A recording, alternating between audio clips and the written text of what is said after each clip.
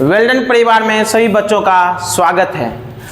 आज हम वास्तविक संख्या के बारे में पढ़ेंगे। इससे पिछले कक्षा में हम लोग सांख्यिकी और प्रोबेबिलिटी के बारे में पढ़ चुके हैं। सभी इंपॉर्टेंट क्वेश्चन है, वीवीआई क्वेश्चन है। आज हम वास्तविक संख्या का पार्ट 1 वीवीआई क्वेश्चन पढ़ेंगे, जिसमें आपको जितना इंपॉर्टेंट क्वेश्चन होगा किताब का सभी इंपॉर्टेंट क्वेश्चन बैंक का सभी इंपॉर्टेंट क्वेश्चन हम बताने जा रहे हैं। इससे बाहर एक भी क्वेश्चन आपको नहीं पूछा जाएगा। अब हम देखते हैं वास्तविक संख्या पढ़ने से पहले वास्तविक संख्या के बारे में हम कुछ जान लेते हैं।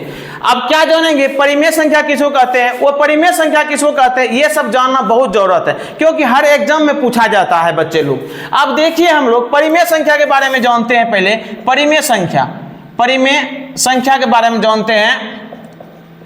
परिमेय संख्या क्या होता है हम लोग जानते थे बचपन में। वैसी संख्या जिसे हम P बटे Q के रूप में लिख सकते हैं उसे हम क्या कहते हैं, परिमेय संख्या। अब हम देखिए परिमेय संख्या, अब देखिए वो बचपन में पढ़े थे, अभी हम बड़े हैं। परिमेय संख्या देखिए क्या होता है, जो P बटे Q के रूप में लिख सकते हैं। 2 बटे 5 हो गया, 5 बटे 6, इस तरह का जो भी रहेगा P बटे Q के रूप में, उसको भी परिमेय संख्या कहेंगे। दूसरा हो गया आपको, दूसरा जब दशमलव में शुद्ध मान हो, जैसे 3.45, उसके बाद आ गया 2.5, जो इस तरह का जो शुद्ध मान हो जाएगा उसको भी हम क्या कहेंगे, परिमेय संख्या कहेंगे। तीसरा होता है रूप परिमेय संख्या का, जो रेकरिंग के रूप में रहता है, आवर्त के रूप में रहता है, उसको भी हम लोग क्या कहेंगे, परिमेय संख्या कहेंगे। जैसे ये आवर्त के रूप में है। दूसरा हो गया मेरा 4.56, देखिए आवर्त के रूप में है, इस तरह का आवर्त के रूप में होगा तो परिमेय संख्या कहेंगे। परिमेय संख्या का जो कि 3 रूप होता है, एक होता है P बटे Q के रूप में हो, दूसरा होता है क्या दशमलव में शुद्ध मान हो, तीसरा होता है आवर्त के रूप में हो। अगर इस तरह का कोई भी रहेगा तो उसको हम क्या समझेंगे, परिमेय संख्या समझेंगे। क्या कोई बच्चे दिक्कत है इसमें समझने में? अगर कोई भी दिक्कत होगा तो कमेंट में लिख कर सेंड कर दीजिएगा। अब हम परिमेय संख्या पढ़ लिए, अब वो परिमेय संख्या के बारे में हम लोग पढ़ते हैं। वो परिमेय संख्या क्या होता है, वो परिमेय संख्या देखिए, वो परिमेय संख्या क्या होता है इसके बारे में हम लोग जान लेते हैं। वो परिमेय संख्या हम लोग बचपन में पढ़े थे। वैसी संख्या जिसे P बटे Q के रूप में नहीं लिख सकते, उसी को क्या कहेंगे, वो परिमेय संख्या। मगर यहां पर हम देखते हैं वो परिमेय संख्या किसको कहते हैं, जो रूट के अंदर में रहेगा। समझ जाइए, जो रूट के अंदर में, जो रूट से बाहर पूर्णतः नहीं निकले। रूट 2 हो गया, रूट 3 हो गया, रूट 5 हो गया, जो रूट से बाहर नहीं निकलेगा, ऐसी संख्या को हम क्या कहेंगे, वो परिमेय संख्या। दूसरा होता है वो परिमेय संख्या का क्या होता है, दूसरा वो परिमेय 22 बटे 7 होता है, मगर ये क्या हो जाएगा, परिमेय संख्या हो जाएगा। क्या हो जाएगा बच्चों, ये हो जाएगा मेरा परिमेय संख्या। मगर पाई क्या हो जाएगा, वो परिमेय संख्या। वो परिमेय संख्या क्या हम देखें, जो रूट के रूप में हो, रूट के रूप जो रूट से बाहर नहीं निकले। और दूसरा देखे शुद्ध मान नहीं होना चाहिए, दशमलव में शुद्ध मान नहीं होना चाहिए, या पाई है, ये भी है एक वो परिमेय संख्या है। अब इसी पर जो है परिमेय, वो परिमेय से क्वेश्चन परीक्षा में पूछा जाता है। अब इसके बारे में हम लोग अब हम ऑब्जेक्टिव पर आते हैं। देखिए ऑब्जेक्टिव हम क्या देख रहे हैं, देखिए ऑब्जेक्टिव देखिए। पहला क्वेश्चन क्या है, पहला क्वेश्चन हमको है क्या है, इनमें से कौन सी संख्या वो परिमेय संख्या है। इनमें कौन सी संख्या क्या है, वो परिमेय संख्या है। वो परिमेय संख्या किसको हम बोले, अभी आपको बोले वो परिमेय संख्या जो क्या होना चाहिए, रूट के अंदर होना चाहिए, नहीं उसी को ना वो परिमेय संख्या कहेंगे। और अगर रूट से बाहर आ जाए तो वो परिमेय संख्या होता, या दशमलव में शुद्ध मान नहीं होना चाहिए। तो हम देखते हैं 1 नंबर में, देखिए क्या है वो परिमेय संख्या। ऑप्शन दिया हुआ 9 का तो हम निकाल लेते हैं, वर्गमूल इसका क्या निकल जाता है, 3। वर्गमूल क्या निकल जाता है, 3। अब दूसरा देखिए बी नंबर में ऑप्शन है क्या है आपको, रूट 20, ठीक है। सी में ऑप्शन दिया है आपको रूट 25, और डी में दिया है ऑप्शन आपको रूट 49। देखिए 49 का निकल रहा है वर्गमूल क्या, 7 निकल जाता। 25 का वर्गमूल निकल रहा है क्या, 5 निकल जाता है वर्गमूल। मगर 20 का वर्गमूल क्या होता है, नहीं निकलता। इसीलिए क्या होगा इसमें आंसर क्या हो जाएगा, वो परिमेय संख्या बी नंबर हो जाएगा। क्या होगा, वो परिमेय संख्या क्या हो जाएगा आपको, रूट 20 हो जाएगा वो परिमेय संख्या। अब देखिए दूसरा क्वेश्चन हम लोग यहाँ देखते हैं। दूसरा क्वेश्चन हम क्या देखे हैं, 1440 में 2 का अधिकतम घात है, अधिकतम घात मांग रहा है ना। अधिकतम घात देखिए क्या होता है, अधिकतम घात क्या होता है। अब इसका हम क्या करेंगे, 2 नंबर का देखिए, 2 नंबर का क्या है 1440 है ना अधिकतम, 2 का अधिकतम घात पूछ रहा है बच्चों, 2 का अधिकतम घात। इसका हम क्या करेंगे, गुणनखंड करेंगे। हम गुणनखंड करके पहले देखते हैं, गुणनखंड कीजिए पहले। गुणनखंड 2 बार में 720, फिर 2 बार में 360, फिर 2 बार में क्या हो गया आपको 180, फिर 2 बार में क्या हो जाएगा 90, फिर 2 दाम में क्या हो जाएगा 45, फिर 3 दाम में क्या हो जाएगा आपको 15, नहीं फिर क्या 3 बार में क्या हो गया 5।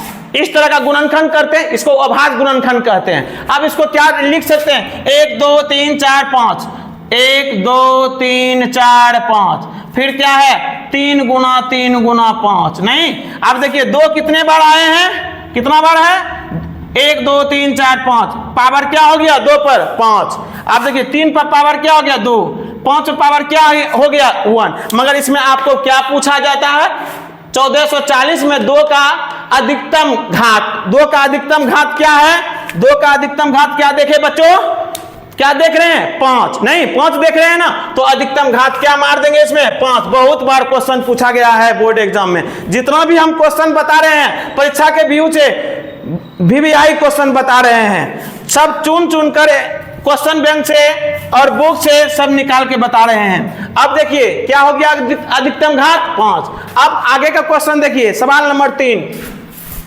सवाल नंबर 3 पर आइए। सवाल नंबर 3 में कह रहा है आपको, क्या कह रहा है, 2 क्रमगत सम संख्या का मोस हो। क्रमगत लेना, लगातार लेना, 2 लिए तो 4 लेंगे, 8 लिए तो 10 लेंगे, 12 लिए तो 14 लेंगे, लगातार लेना है दोनों।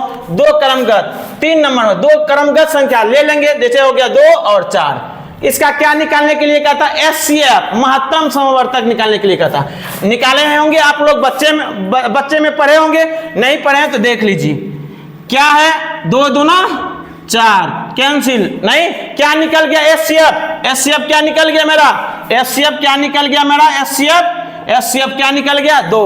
किस में टिक मारेंगे हम लोग, 2 में टिक मारेंगे, 2 में टिक। जैसे आपको B नंबर है, B नंबर में 2 दिया हुआ, B नंबर में टिक मारिए। अब आगे का क्वेश्चन देखिए, 2 या 2 से अधिक अभाज्य संख्या का मोस हो। अभाज्य संख्या आप लोग को भी हम पढ़ा दिए हैं, अभाज्य संख्या किसको कहते हैं, नहीं हम क्या बताए थे, वैसी संख्या जो 1 और खुद से विभक्त हो, स्वयं से विभक्त हो, उसी को क्या कहेंगे अभाज्य संख्या। कितने अभाज्य संख्या कह रहा है, कितने अभाज्य संख्या, 2 या 2 से अधिक। देखिए ले लीजिए, 2 ले लीजिए, 3 ले लीजिए, नहीं 2 को ले लिए, या 2 से अधिक भी लेना है तो 5 भी ले लीजिए। अब देखिए इसका क्या होता है, 1 और खुद से विभक्त होता है कि नहीं, ये भी देखिए 1 और खुद से विभक्त हो रहा, ये भी देखिए 1 और खुद से विभक्त हो। जो 1 और खुद से विभक्त हो उसी को क्या कहेंगे हम लोग, अभाज्य संख्या कहेंगे। अब हम देखते हैं, यह कह रहा था 2 या 2 से अधिक, 2 से अधिक ले लिए अभाज्य संख्या। इसका मोसो निकाल लीजिए, किसी लगाइए मोसो, क्या हो जाएगा 2, एक बार में 2 1 हो गया 2, फिर 2 बार में 2 कैंसिल, फिर 1 निकला, फिर ये 1 से किस में लगाते हैं 5 में लगाते हैं, फिर 5 बार में 5 कैंसिल। क्या निकल गया SCF क्या निकल गया मेरा 1 निकल गया। अब एक ही बात जानिए, जब 2 या 2 से अधिक अभाज्य संख्या हो उसका SCF क्या होता है 1 होता है। क्या होगा 1 होगा। 2 गो हो, 3 गो हो, 4 गो हो, 5 गो हो, जितना भी होगा उसका क्या होगा 2 ही होगा। वो परिमेय संख्या में जब दशमलव में शुद्ध मान नहीं है, यहाँ देखिए यहाँ पे देखिए दशमलव यहाँ होगा, दशमलव होगा, दशमलव छूट गया था, हम दशमलव ले लिए तो इस तरह का क्वेश्चन है। अब देखिए दशमलव में शुद्ध मान नहीं है, क्योंकि 3 को 1 आया, 4 को 1 आया, इसी तरह बढ़ रहा है ना। तो यह जब दशमलव में शुद्ध मान नहीं हो तो क्या होता है वो परिमेय संख्या। क्या होते हैं बच्चे, वो परिमेय संख्या। क्या हो रहा है वो परिमेय संख्या। तब वो परिमेय संख्या क्या हो जाएगा, इसमें सीधा क्या हो जाएगा वो परिमेय संख्या। यही जो होता आवर्त के रूप में रहता, यही रहता आवर्त के रूप में 2.45 आवर्त के रूप में, तब परिमेय संख्या हो जाता। जो यहाँ दशमलव में शुद्ध मान नहीं है तो वो परिमेय संख्या मारेंगे, क्योंकि बार वो आते रहेगा और टर्म बदलते रहेगा। अगला हम देखते हैं सवाल नंबर 7, 3√3 है, 3√3 है 7 नंबर का। देखिए 3√3 7 नंबर का क्या है क्वेश्चन आपको, 3√3 है ना। आप बताइए ये रूट से बाहर निकलेगा, √3 निकलेगा नहीं ना निकलेगा, नहीं निकलेगा। तो क्या हो जाएगा ये? वो परिमेय संख्या। तो इसमें क्या मानना है टिक? वो परिमेय। क्यों? क्योंकि रूट से ये बाहर नहीं निकलेगा। जब रूट से बाहर नहीं निकला तो किसमें मार देंगे हम लोग? वो परिमेय संख्या में मार देंगे। अब हम लोग 8 नंबर से क्वेश्चन देखते हैं। 6/15 का दशमलव प्रसार होगा शांत अशांत। इसमें जो है क्या, पहले हम शांत और अशांत के बारे में हम लोग जान लेते हैं। शांत के बारे में जानिए, शांत के बारे में हम लोग पहले जानते हैं। शांत क्या होता है? शांत पहले हम देखिए, कोई भी संख्या है जैसे 2/5 है, इसको हम लोग क्या कहेंगे? इसको हम लोग कहते हैं अंश। नीचे को क्या कहेंगे हम लोग? हर। नीचे को क्या कहेंगे हम लोग? हर। जब हम शांत को पहचानने के लिए हम कैसे पहचानेंगे शांत को? कोई भी संख्या रहेगा जो p/q के रूप में रहेगा अगर, तो उसको पहले कटाएंगे। कटाने के बाद छोटा रूप में ला लेंगे। जब छोटा रूप में लाने के बाद तो हम हर को देखेंगे। हर देखने के बाद क्या देखेंगे हम? जब कटाने के बाद हर को देखेंगे। हर अगर मेरा पहला स्टेप में 5 सिर्फ आएगा, क्या सिर्फ क्या आना चाहिए? 5, तो समझ जाइए वह शांत है। सिर्फ 5 आएगा। हर को कटाने के बाद हर क्या है? गुणनखंड करने के बाद हर का क्या आना चाहिए? 5 आना चाहिए। समझ जाइएगा वह क्या है? शांत है। दूसरा देखिए, अगर हर का जब हम गुणनखंड करेंगे तो सिर्फ 2 आए, सिर्फ क्या आना चाहिए? 2, तो वह भी क्या हो जाएगा आपको? शांत। सिर्फ 2 आएगा तो क्या हो जाएगा? शांत। क्या चीज? गुणनखंड। तीसरा क्या होता? तीसरा 2 और 5 दोनों आए, 2 और 5 दोनों आए, तब क्या हो जाएगा? शांत। शांत होने के कितने नियम हैं? 3 नियम होता है। पहले क्या करेंगे? पहले हम p/q के रूप में रहेंगे, पहले उसको छोटा रूप में कटा कर लाएंगे, तब हर का गुणनखंड करेंगे। हर नीचे का कहते हैं हर का गुणनखंड करेंगे। सिर्फ 5 आएगा तो शांत होगा, सिर्फ 2 आएगा तो शांत होगा, सिर्फ 2 और 5 दोनों आएगा तो वह भी क्या होगा? शांत होगा। शांत होने का कितने नियम है? 3 नियम है। अब हम आगे चलते हैं सवाल पर। सवाल क्या है आपको? सवाल आपका देखिए क्या है? सवाल है 8 नंबर का सवाल। देखिए क्या है 8 नंबर का? क्या सवाल है? 6/15। क्या है? 6/15। 6/15 है ना बच्चों? तो देखिए, ये पहले आप गुणनखंड नहीं लीजिए हर का। विद्यार्थी लोग क्या करता है, कुछ नहीं सर बोले तो चल देना, हर का गुणनखंड कर लेना है। कर लेते हैं। 3 और 5 आया, 3 आ गया, 2 के अलावा तो वो अशांत में मार देता। पहले हम क्या बताएं आपको? पहले इसको कटाएंगे। कटाकर क्या करेंगे? सरलतम रूप में लाएंगे। सरलतम रूप में कैसे लाते हैं? कटाइए। 3 दूना 6, 3 5 15, क्या हो गया? 2/5। अब हर है क्या? ये होता है हर क्या हो गया मेरा? 5। क्या हर हो गया? 5। अब 5 क्या होता है? शांत है। आपको बोले जब हर क्या होना चाहिए? 5, या हर क्या होना चाहिए? सिर्फ 2, या 2 5 दोनों आना चाहिए, तब भी क्या होगा? शांत। तो इसमें क्या हो जाएगा आपको? ये क्या हो जाएगा? ए नंबर क्या हो जाएगा? शांत। इस तरह का एक शांत व शांत वाले शांत और अशांत दोनों में एक आता है परीक्षा में। अब आप समझ जाइए ये क्या हो गया आपको? शांत। अब दूसरा है 2 परिमेय संख्याओं के बीच परिमेय संख्या होती है। आप देखिए 2 परिमेय संख्या के बीच में कितने परिमेय संख्या होगा? अनंत होगा। 2 अपरिमेय संख्या के बीच में कितने परिमेय संख्या होगा? अनंत अपरिमेय संख्या होगा। कितना हो जाएगा इसमें? आपको अनंत हो जाएगा। कितना हो जाएगा? 2 अपरिमेय संख्या के बीच में अनंत, या 2 परिमेय संख्या के बीच में भी क्या हो जाएगा? अनंत हो जाएगा। अब 10 नंबर का क्वेश्चन देखिए, सवाल नंबर 10। 10 नंबर में देखिए क्या है आपको? 10 नंबर का सवाल क्या है? संख्या 25 और 50 का एचसीएफ और एलसीएम का गुणनफल क्या होगा? क्या है? 25 है और क्या है? 50 है। दोनों का क्या निकालना है? एलसीएम निकालना है और एचसीएफ निकालना है। दोनों को निकालने के बाद दोनों को क्या करना है? गुणा कर देना है। तो पहले हम निकालते हैं, एचसीएफ निकालते हैं। क्या हो जाएगा? 25 दूना 50। आपको एचसीएफ क्या निकल गया? आपको एचसीएफ निकल गया 25। फिर एलसीएम निकालिए दोनों का, 25 और 50 का।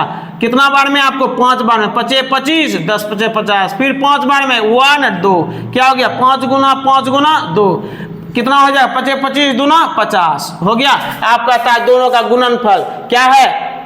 एचसीएफ। क्या कह रहा है आपको? एचसीएफ और गुना एलसीएम, यही ना कह रहा है? आप बताइए एचसीएफ क्या है? एचसीएफ आपको अभी निकला है, कितना निकला? 25 गुना ये क्या निकला है? 50 है ना। दोनों गुना कीजिए। 25 गुना 5 क्या हो गया 125 और सुनो क्या निकल गया 1250 निकल गया। किसमें मानना है हमको 1250, कितना नंबर में है बी नंबर में, बी नंबर में हो गया। ये आपको कितने तक बता दिया आज 10 तक, पार्ट 1 में 10 तक हो गया। इसके बाद हम पार्ट 2 भी निकालेंगे। अगर कोई दिक्कत होगा इसमें समझने में तो हमें कमेंट में लिख कर सेंड कीजिएगा।